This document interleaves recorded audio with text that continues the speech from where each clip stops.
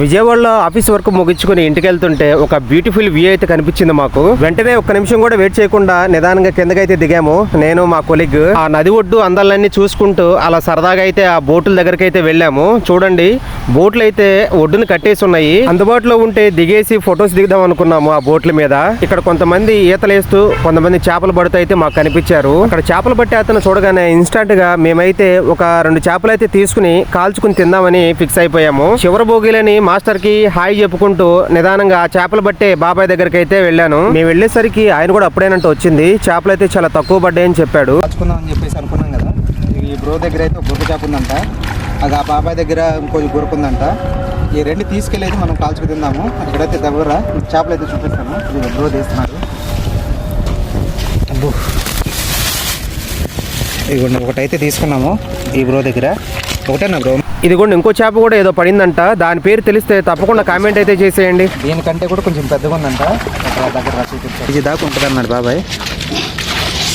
అబ్బో, ముళ్ళు ఎక్కది ఎంత పెద్దగా ఉన్నాను.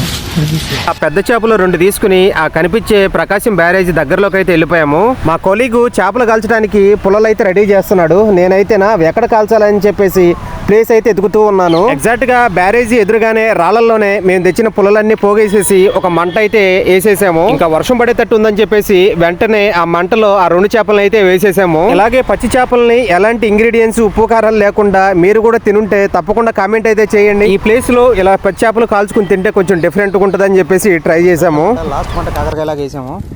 ఈ పెద్ద మంటతో 2 చేపలు అయితే బాగా కాలిపోయినాయి. ఒక చిన్న పుల్ల అయితే తీసుకుని ఆ 2 చేపలని నిదానంగా పక్కన అయితే పెట్టేశాను. కాల్చిన తర్వాత చూసారా ఎంత ఫ్రెష్గా ఉందో.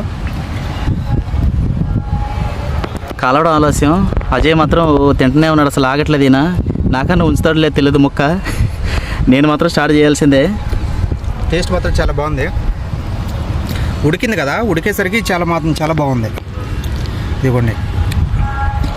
ఇంకొకటి ఫ్రెండ్స్, మామూలుగా దీంట్లో ఉప్పు కారం ఏం లేదు, అలాగే న్యాచురల్గా వచ్చింది చేప అయితే మాత్రం చాలా టేస్ట్గా ఉంది అంటున్నాడు మనోడు. నేను ఒక్కసారి టేస్ట్ చూసేస్తాను.